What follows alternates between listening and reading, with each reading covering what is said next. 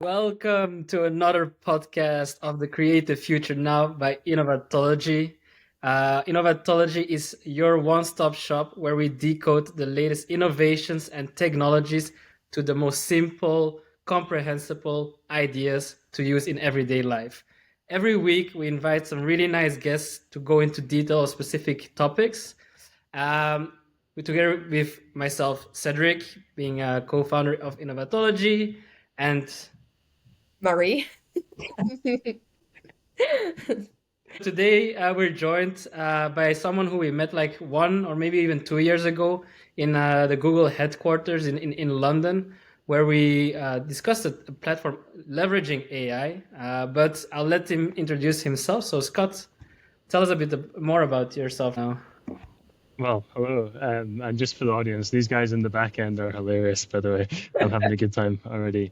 How to introduce myself? I heard one of the guys in the previous podcast saying to do a short or long version. I'll go with the long version. So I think we have plenty of time. So I'm Scott from Scotland. So I think it's easy to remember. I always say that I think my parents gave up after the third child with names, so they just kind of call them whatever. And yeah, I mean, where do I start? So I kind of view technologies, and I've always kind of like past few years, I've always viewed technologies from the kind of lens of operations. And what I call operations is manufacturing, not what a lot of tech companies refer to as like AI, ML operations, because that's just stealing the words from manufacturing, which so much of tech has done. And kind of what got me here was kind of a long path, I would say, and this is where the long part comes. Is coming from an engineering background, studying mechanical engineering in Scotland. I've kind of took an interest into, well, how do you bring sports engineering and mechanical engineering into the same realm? And that's when I kind of set about avoiding the oil industry, where I was destined to go, because that's kind of where I'm from originally, in Aberdeen we call it, which is all oil and gas. And kind of went on a journey and trying to find how do I get into companies like Adidas, and that's when I joined Adidas after the university into a graduate program, and was kind of working in their product development area, figuring out, well, how do how can we transform a football boot to make players jump harder, faster, kick a ball, harder, etc. And quickly realized that that's kind of a lot of novelty and a lot of marketing kind of into it. So after about a year and a half in Germany, I was offered the opportunity to go out to China to work in the manufacturing there. So I went, yeah, sure, why not? Probably a bad decision at the time. So I moved out to Guangzhou in China for 4 years, and there I was heading up with Adidas what they called operational excellence teams that specifically focused on automation and technology, and we were exploring how we could kind of drag the footwear manufacturing industries by the heels into the 21st century, into more advanced manufacturing state, which was a very kind of it was kind of a new concept for that industry, because they're very used to moving countries to take advantage of lower labor costs. And what we were trying to do is say, how do we use technologies to avoid the move and actually enable a higher levels and more efficient manufacturing whilst maintaining the same kind of level of quality? And that was a really interesting time. We were introducing a lot of new technologies, changing the mindsets, the culture in these kind of it's a large industry, but quite like rudimentary industry, let's say. And during that time, we were going through how do we introduce machinery, how do we change processes, how do we look at chemicals to make things more efficient, more effective. And that was when I started to really push the narrative of, well, where does digitization come into this picture? And obviously footwear being a little bit further behind electronics and automotive manufacturing, we had a lot of industries to look up to. And that's where then I decided to extend my time in Asia and move to Vietnam for another 4 years. And that's where I was leading for all of the factories across Adidas in Asia, 65 factories. I was leading their digital transformation journey, and that was again really driving forward. Like, how do we get into the mindset of adopting these technologies? How do we build our digital footprint? How do we go paperless in the production lines? How do we get data from critical equipment? How do we actually then start to leverage it in an intelligent way? So we and again, we made a lot of progress in that over the 4 years that we were doing that, and it was really fun running hackathons, which was the first thing, first time they had done anything like that, and really driving that transformation from the factory level up, which is always the best way to go. So when I talk about operational AI, that's for me is the definition is really how do you go from operations up to AI and work up to that. After spending 8 years out in Asia, I decided it was probably time to come back to back to Europe. So I went and did an MBA in Barcelona, a university called the ESE, which is well respected for kind of ethical business, and that was a great time. I call that my mid-career life crisis, where I went out. I spent a couple of years in Barcelona, did like an internship there, and got introduced into the world of technology even further. I really wanted to explore then how large companies who were more advanced in digital manufacturing were adopting more advanced technologies like AI. And that's kind of where then I was led into my last company, which was called C3 AI, which is where Cedric and I met. And that was really interesting because they are really doing large scale deployments of AI, in large companies like Shell or even Baker Hughes or some other like chemicals and food manufacturing, and that was really the other spectrum side of the spectrum as to what we were doing at Adidas. So that was a great insight.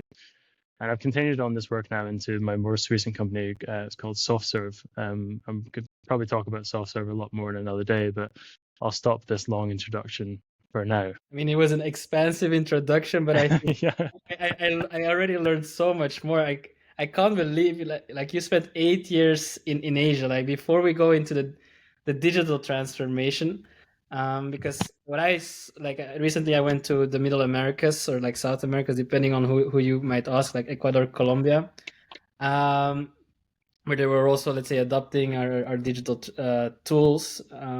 But what I noticed there, especially in comparison with let's say in European countries from time to time, like the discipline to execute on day-to-day tasks and like how they were really looking towards technology was a lot different there than it is in Europe. So I'm really curious, like what was for you the biggest difference going from Europe to Asia and China, and maybe there is even a difference between China and Vietnam. Yeah, certainly. And I think that varies from culture to culture, industry to industry, even company to company. How you want to go about introducing technologies, I think, is really interesting within any sort of organization, culture, whatever. I think it also is down to you how you get people to engage, looking for those quick wins. At Adidas, we're still in kind of the infancies of what we were doing. So we were kind of testing and playing with a lot of things. What we were doing was introducing, Raspberry Pi into the conversation. How can we throw sensors here? And my favorite part of my job was hiring interns from the local universities and just saying like, hey guys, here's a Raspberry Pi, go like attach some sensors to this machine and see what we can do. And that was the funnest part of the job, to be honest. And I talk about the hackathon, that was also super fun. And it's like, and within those cultures, if you talk about China, it's like one of the fastest moving places you can work. I mean, I saw buildings going up in 3 months, 50-story high, story buildings, and they have a culture of just doing everything now, which is like super fun, and they work 6 days a week, and they can execute stuff super quick. They might sometimes do it wrong the first time, but because they can do it so fast, they'll just get it right the next time. And I really miss that culture since I've arrived back in Europe, where it's a much slower, kind of like methodical, like we have to think carefully and to set up some projects and meet several times to actually get something going. And I miss also being on production floors, because production floors are kind of messy, chaotic, and I think that approach to how you also can innovate within the digital space is also super important. Is test, learn, and retry. Cost. And you can do that sometimes with low cost technologies like Raspberry Pi, and then evolve it into more mature things later. And I think that's what I enjoyed about some of the stuff out there. And again, in Vietnam, they have such a young average age of the country, and they have a really strong digital, they're really strong in the kind of programming, and they have internet everywhere across the country. So they have a really strong base of like young engineers who can build and test stuff, and we would partner with the local universities to do that. And that was always the funnest part of the job, I thought. Interesting. I never heard about it, or I didn't know that Vietnam is really this way forward with the digital strategy and with way forward.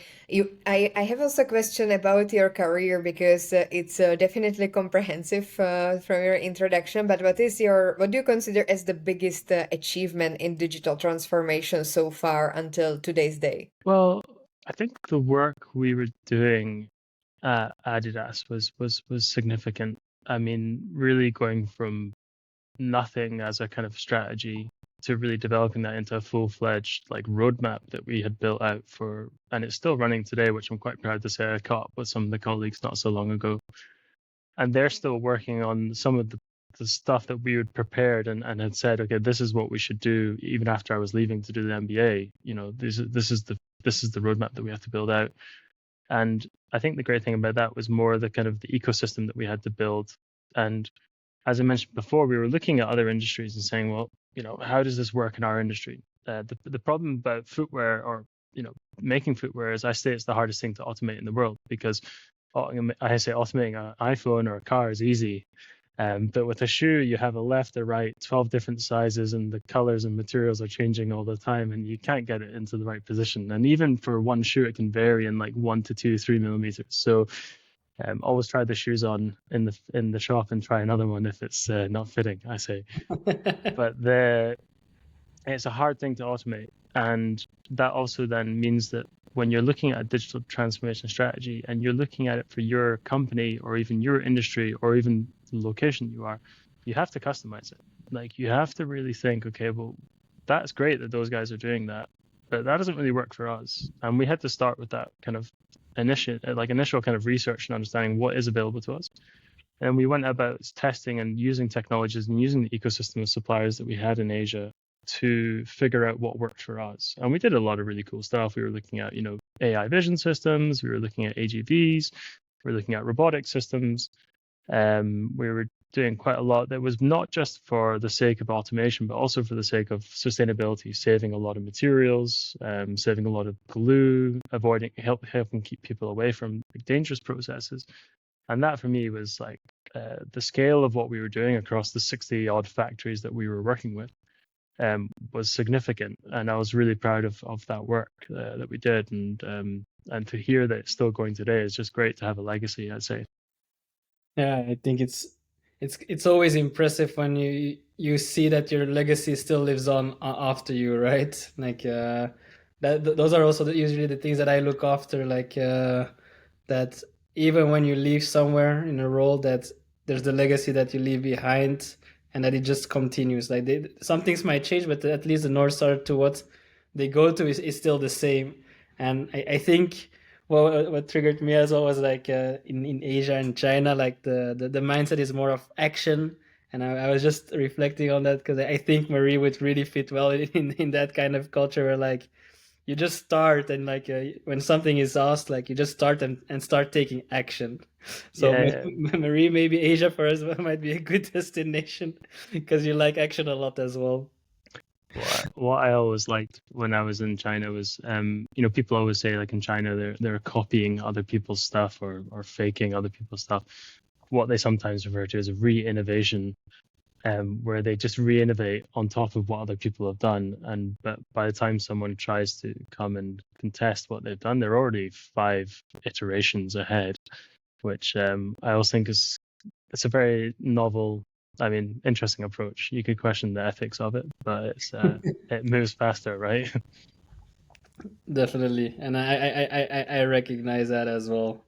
Uh, I was actually curious about, let's say, that journey that you've been on, especially with the notion on AI and artificial intelligence in digital transformation in operations in manufacturing areas.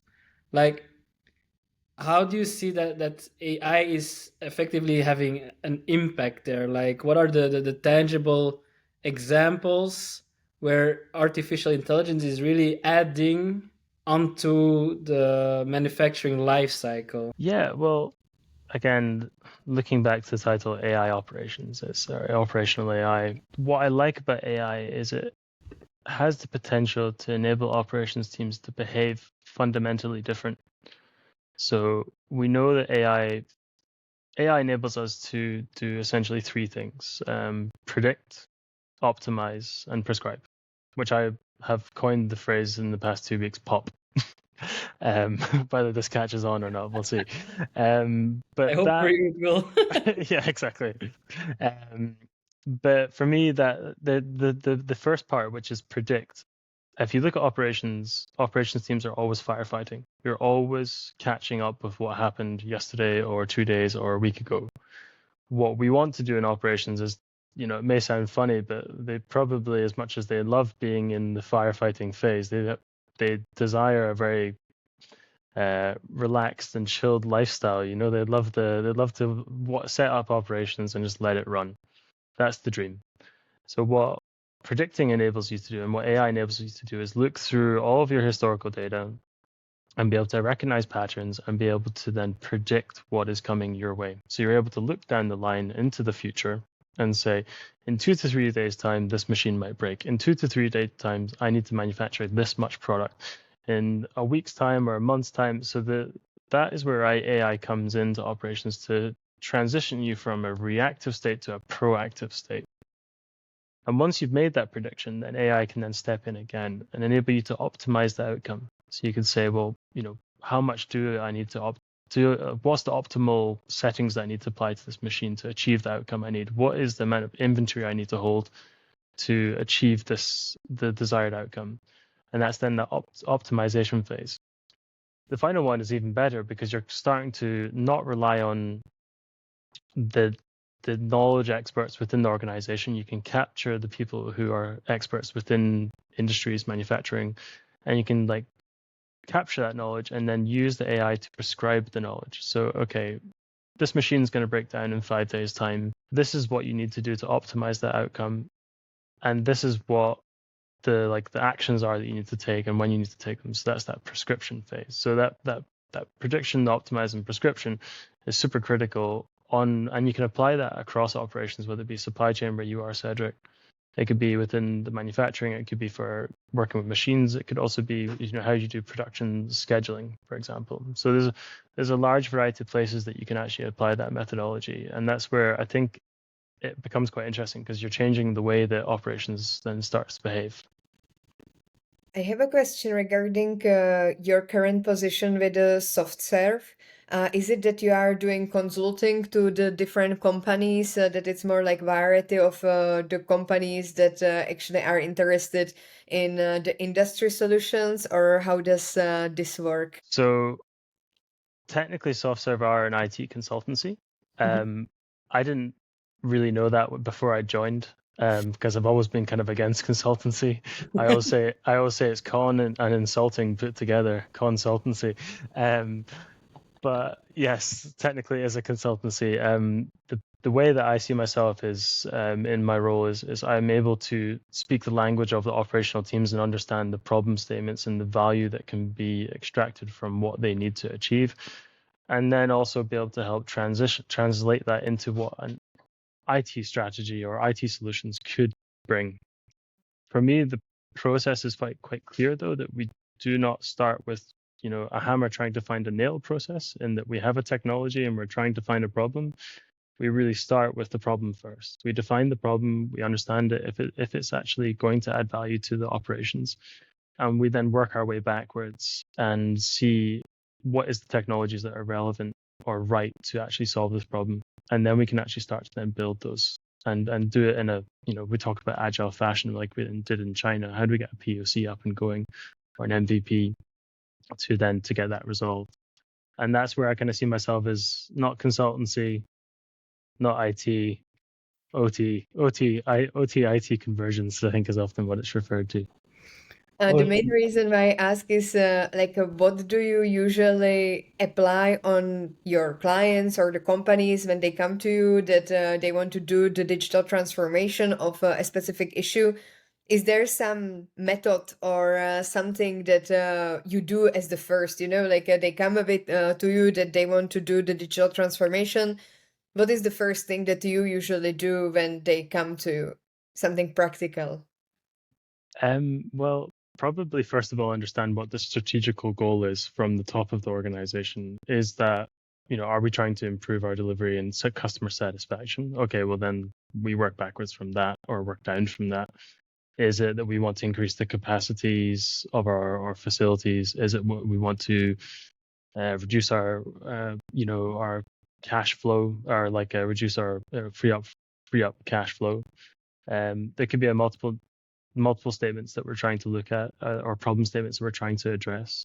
Part of that process is obviously going through that conversation. Some people might have some idea as to what they're trying to do, but they might not fully understand why they're doing it or what they're trying to achieve. And it's being, and kind of this is again part of my role, is being within that operational mindset. We can really be that sparring partner to say, is this actually what you're trying to do? Maybe you'd be better off doing this. And we can also bring in examples of what other people are doing or what we have done with other people and say, like, well, this is a kind of a low-hanging fruit, and this will likely return this sort of result, and this can be scaled up across these number of facilities or areas, for example. So there's different approaches that you'll probably have to take with different people. Some people just might just want to do what they want to do, and that's probably not the best people to work with, because they're not going to be very collaborative. I don't know, Cedric. I mean, you're probably in this realm as well, where you're working with partners and consultancies in your role. Do you think you're always right? Oh, I mean, let's be realistic about that. Like, there's experts in the field that we can rely on, and it's, yeah. I think like what I always look for as in people that I work with is more like, are they able to form the bridge? I don't look necessarily at expertise in one field, but I'm looking at people that are able to make the connection of, like, okay, the operational reality to the, let's say, then the technical requirements, or the opposite way, right? Like being an expert in the technical field, but still being able to connect that to, okay, what's then the business implication of that. And that's where I liked your approach, where, and I think your operational background helps you there, right? That you have the operational awareness and the things that actually matter to someone who's on the shop floor, someone who's managing the shop floor, and then help translate that kind of business statement to something that an IT developer or OT developer can actually work with. And that's what I also look at when either working with consultants or internally with people, like, are they able to make that bridge? For me, that's gonna be like an increasingly important skill to have in And I the age think, of digital and in the age of AI, because we will get to know less and less of sometimes the details of the technology, but we still need to make that bridge.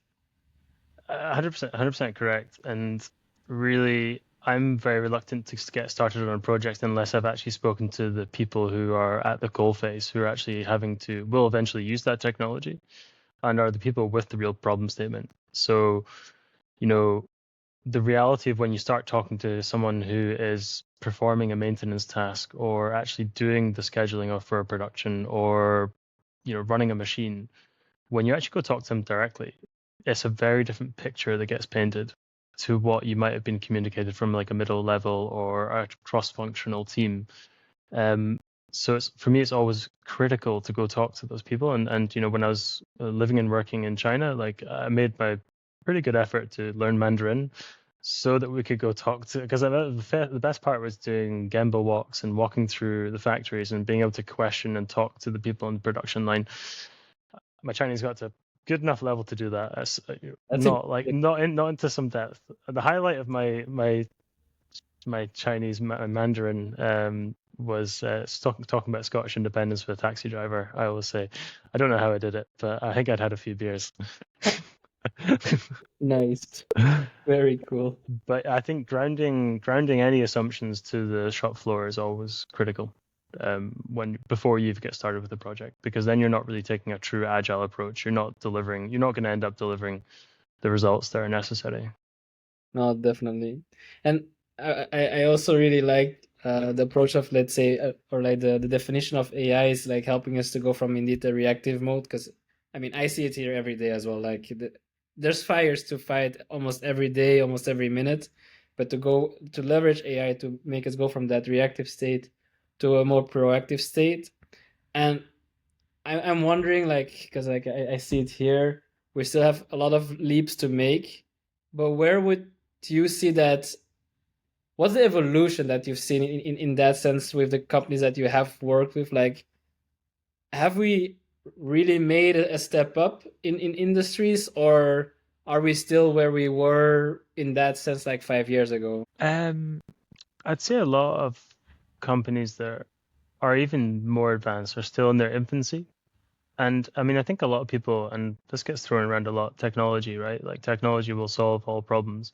I always say technology probably is 30% of the equation. Even if you predict something and tell someone or a team of people that, something has to be done, whether there's the systems in place and the culture in place to actually then go action, that is a very different thing, because that is what is also important. Are they incentivized properly to go take action upon what is being prescribed and done? And is there a culture to believe in the systems that they're working with? And then is there actually like the system, like a process flow and etc. There's a lot that goes into actioning what an AI system might provide. AI, if I mean, there are areas of AI where you can apply it directly. Like it's like AI vision system cameras, and it's fully linked up in a closed loop system to a robotic arm or something else. Then there's no human in the loop.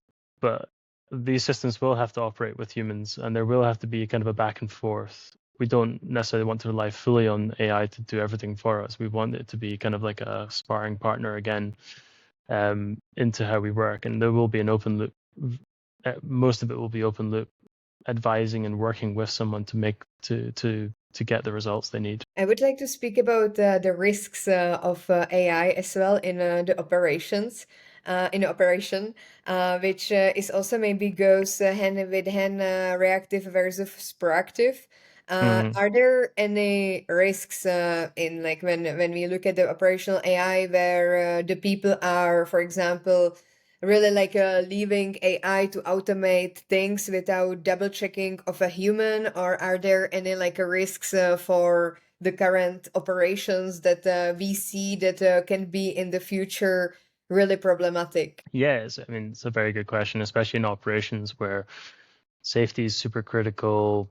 The outcome of what's being done is super critical, and I think there is definitely a risk, which has to be addressed, has to be managed. With any risk is also usually an upside as well. Two sides of the coin. If you take a risk, you're expecting also some level of return.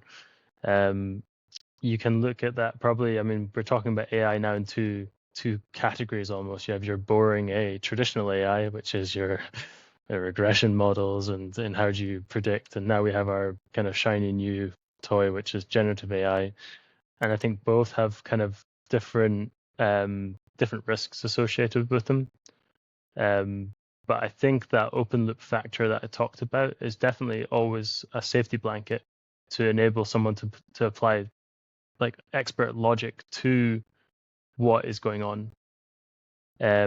So if a system says like, you should change the settings to 12 when really the max is 10, there should be someone obviously to make logic of that, but that should be a very rare example, and that should also be then someone feeding back into the system to stop that from happening into the future. So there is definitely training, there's adoption, I mean, and this is where over the next few years we'll probably see quite a lot of people slating or trying to bring down AI, because AI is, in my opinion, is still in its fairly early days, and I think laggards and other people are often very quick to try kill something before it's really flourished into what it can be. I always say, like, bringing a technology or anything into any environment, manufacturing, etc., it's like raising a child. You have to really foster it. You have to let it mature. You have to let it make mistakes until it really develops into a very mature system.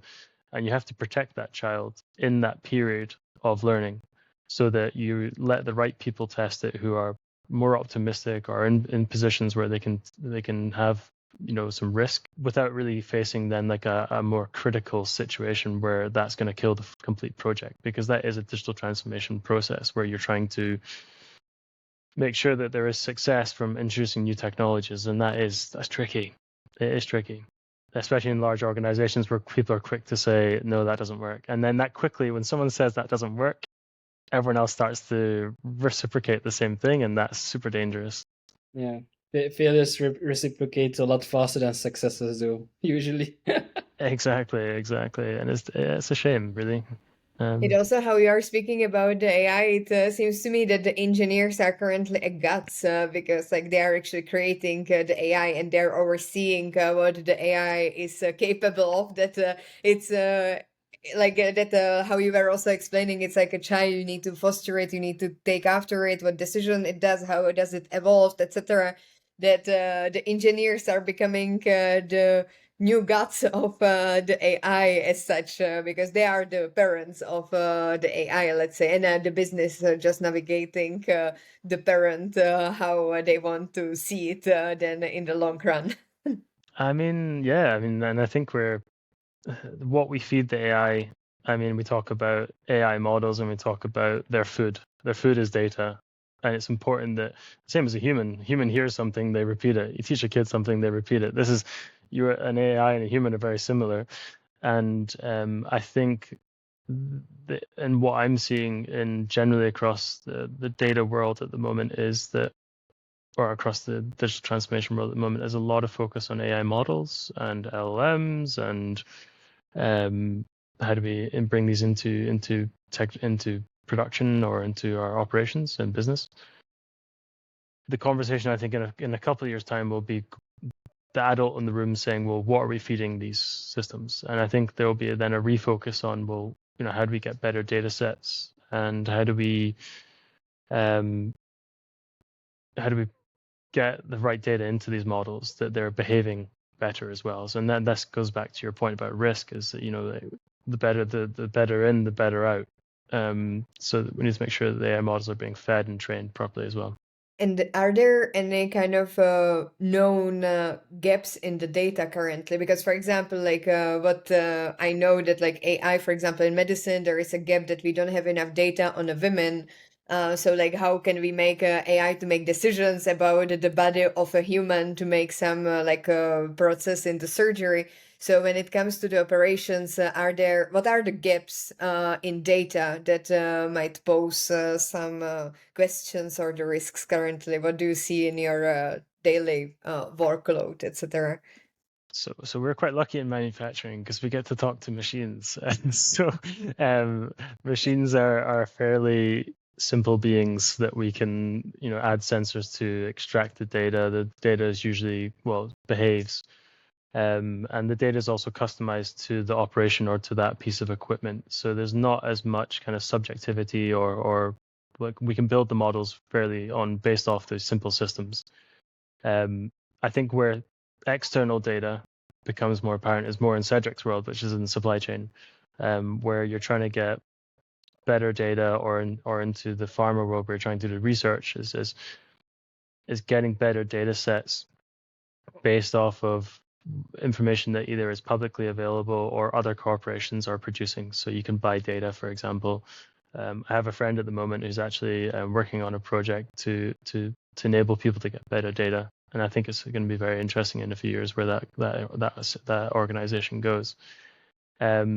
And beyond that, then there is a lot of ways that you can start to clean, process the data. Synthetic data can be added to help balance out data sets, so it's male and female. It can be better balanced, and try to kind of expose data to different ways of behaving, so that you can actually then get the right balance as you feed it into an AI model. Yeah, and I mean, what I see here, or like what I've seen quite often, is like okay, yeah, machines, they do they're quite straightforward, except when you need to recalibrate them, then they can have like a little bit of a spike.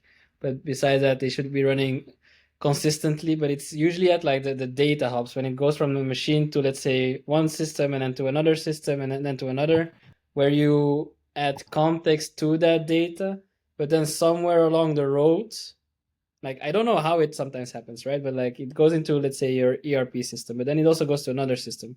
But because of different contextualization, all of a sudden you start from the same data set, then you have two, then you put those two data sets actually in your data lake, and then you're like, wait, it's the same data, but I'm actually getting different results. And then you need to have the data experts actually to really trim down, okay, where did we go wrong with that data set, to then retrain the LLM. At least those are some things that I see in an operational environment where there really needs to be a lot of attention indeed now, but definitely in the future, on what are we feeding these data sets to really understand the outcomes.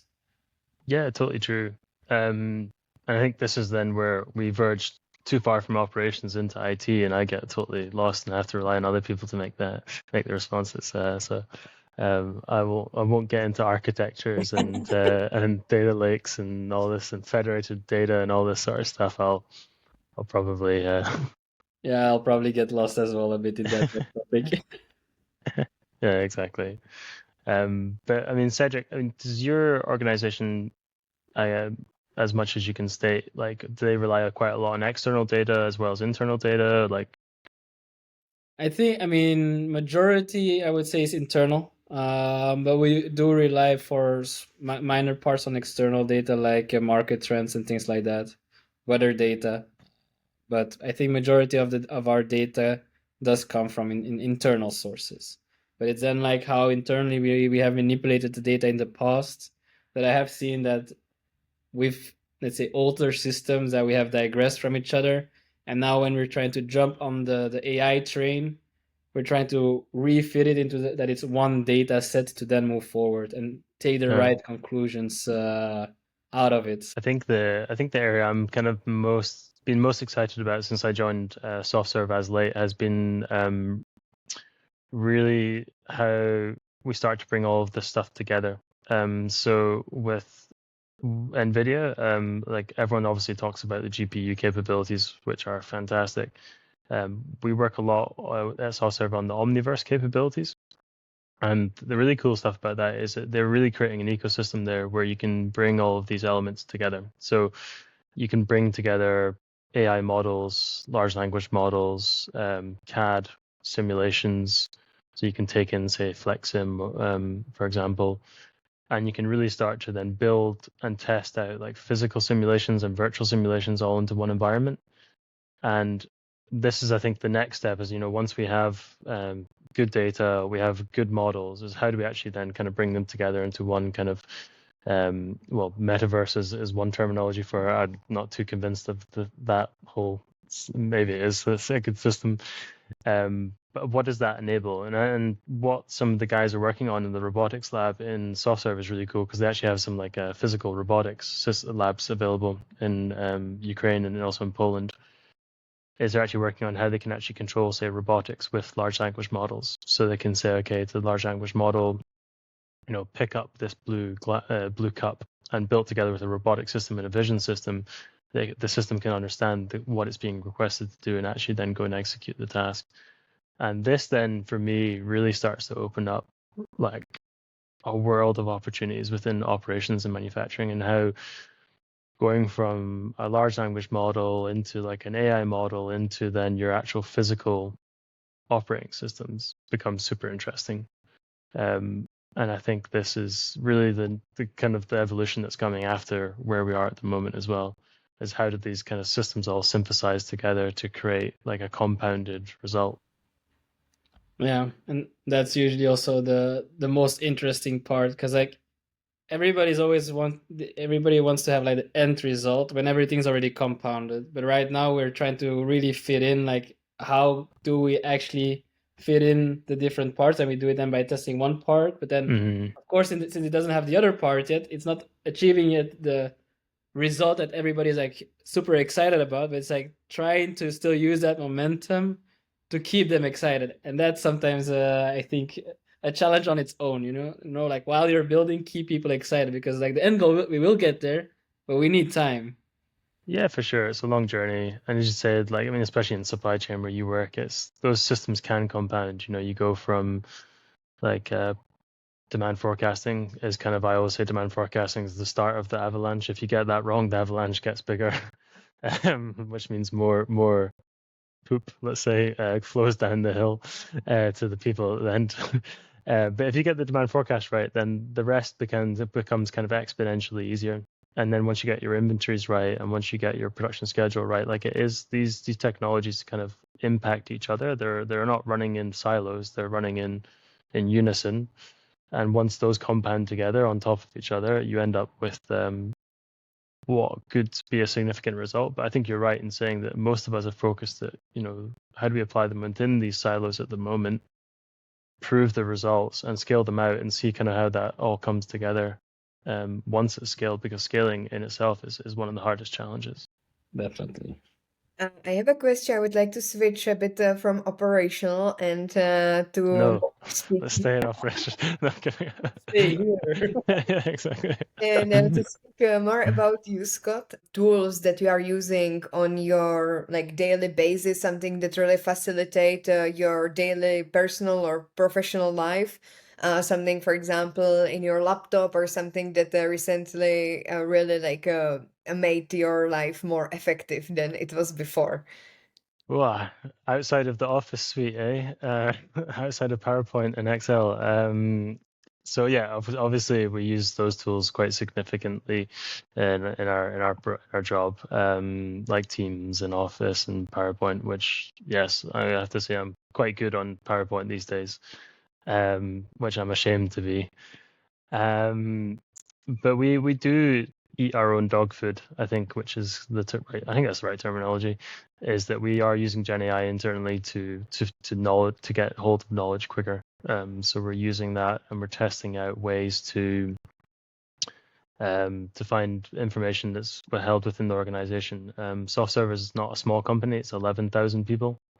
Yeah, it's bigger than you think. They've been around 31 years, and based out of Ukraine originally. So there's a lot of interesting, especially at this moment. Obviously, it's an interesting company to be in, and it's really fantastic place to be. Reach out if you want to learn more about self-serve. Hashtag plug. Shameless self-promotion. Yes. And there's a lot of knowledge kind of divided around the company within some people's brains, and sometimes in documents, and sometimes here and there. And Gen AI really is a useful tool to help you kind of quickly understand where the information is, be able to get it quickly, and then be able to actually use it. And I think that's where Gen AI is doing a really good job and has the potential to do much more. In tons of environments. We're seeing this in operations at the moment. I'm bringing you back to operations. Uh, I'm sorry, but we can use Gen AI to get closer to our data. Within manufacturing, you can use it to understand how to fix a machine faster, how to do a changeover, how to do a cleaning. And I think that's really important, because within manufacturing at the moment, we are seeing it's hard to get hold of resources.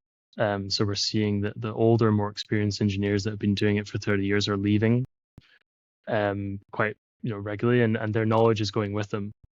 So what we can do is use Gen AI to capture that knowledge and be able to actually then help to bring the younger engineers faster up to the same operating capabilities as these guys that have been there doing that 30 years.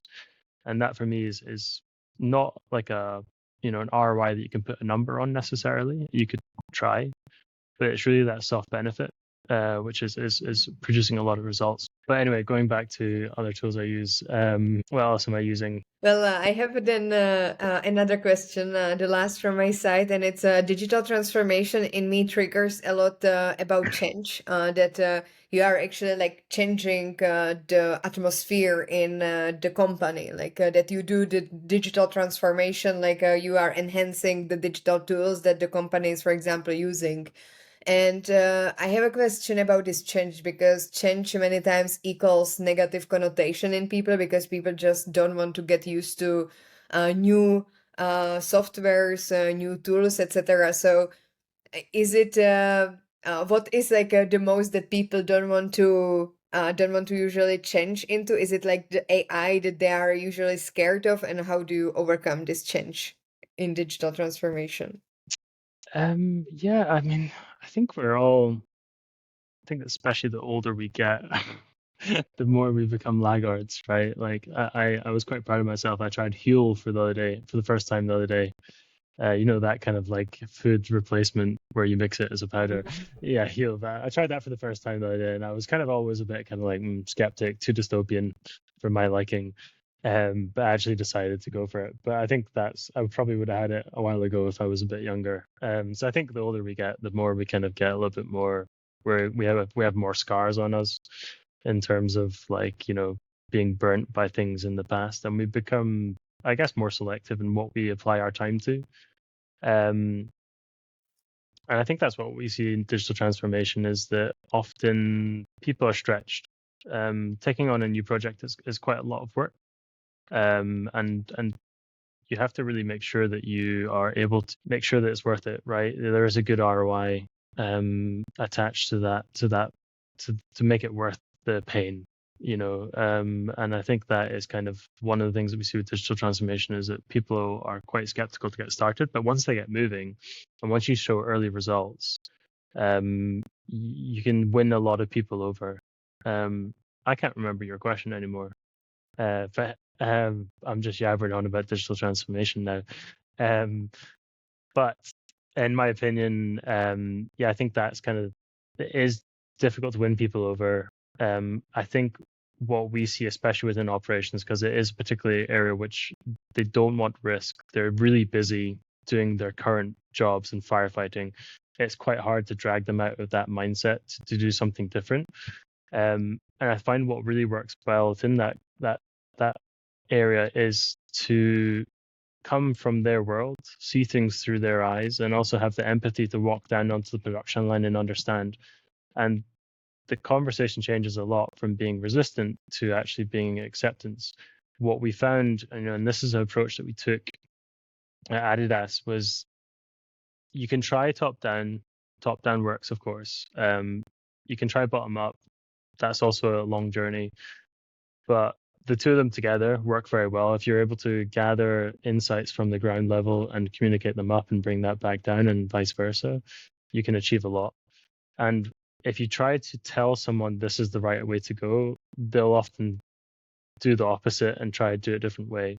If you work with someone and say, what is your way? How would you like to use this technology? What insights would you like to have?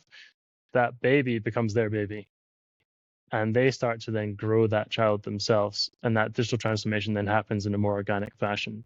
So I always find that it really works when you actually go and be empathetic to the people that are going to use the technology, and that then adoption comes very naturally from there. Again, I can't remember your question, but I've answered, I think, in 12 different ways. Sorry. I was a bit intrigued indeed by like, let's say, as we age, we become a bit laggards ourselves because of like the scars that we gather along the way. Because I got intrigued by it because like I'm a profound, let's say, initiators, like we need to embrace change and things like that. But I also feel sometimes myself like it's less than I when I was a bit younger than I am now. It's not like I'm old, but I still feel like my tendency to really, really embrace change, it's more tricky than it used to be. And I think sometimes, Marie, you also feel like when we have discussions like, oh, maybe we should be doing that, like, let's wait and see before we change things. Whereas, like in the past, I think I would have just jump on the opportunity to change things. Which is not a bad, it's not a bad thing either. Like, you shouldn't try to do everything, which we sometimes try to do when you're younger. It is a balance, you know. Yeah. There are some things that you should challenge and some things you shouldn't do, and there's some things that you should evaluate first and go with. And again, that kind of goes back to that cultural approach that, we compared China to, say, Europe, and I'm not saying either methodology is wrong, but as long as the end result is the right one. you got there in the end, you know. Oh, definitely. I'll ask the last question from my side as well. If there would be anything that you could change at the start, let's say, of your journey, what would there be something that you would have changed yourself? 100%. A lot of a lot of stuff. I'm You I'm can no only choose one thing, Scott. You can only choose one thing. I'm no angel. Um, the I think something that I've kind of realized over the past few years, and we did a course during the MBA called Power, which is a very kind of strange title for a course. But it was really interesting it was essentially understanding how to build up networks, how to get yourself out of your comfort zone, to lose sometimes your inhibition and be able to then go and speak to people. And from not just doing that course, but also kind of practicing it in the roles that I play in the past few years, I've realized that the world is a very open place and people are very open to talk, and you can essentially speak to anybody you want, and sometimes, which is fun. And I think that is something I wish I'd done more when I was younger, is kind of not got so stuck up in I shouldn't be allowed to speak to these people, or I shouldn't be able to communicate with these people. And the world is quite an open source ecosystem where you can speak to sometimes whoever you want, if you have the right reason to. And I think that's a great thing for if I was to tell myself when I was younger is be more bold, and you know, don't be afraid to go talk to people and collaborate and network, etc. I think it's a necessary talent, especially in digital transformation, where you're trying to win over stakeholders, you're trying to get resources allocated to your projects, you're trying to do these things, and that skill set enables you to achieve and the organization to achieve more, which I think is a super important thing to do. Be Oh, proud of what you're doing, you know. that's definitely true, and I think it's a really great final call to action from the podcast towards our audience. Like, just go out there and start talking to people, because indeed, like, people love to talk about their own experiences, and you're gonna learn so much from it. Just to wrap it up, I think we learned a lot about AI, artificial intelligence, in the manufacturing setting, where it's really leveraged to go from a more reactive state to a proactive state. Thank you, Scott, for your insights. And yeah, we'll be with you very soon with other insightful guests. But before we go there, again, Scott, thank you so much for your time, and looking forward to see you again in London, man. Like, next time we visit, we'll definitely send you a message. Yeah, drop in, we'll catch up for a beer. Cheers. Thanks very much, guys. It was a pleasure. Thank you.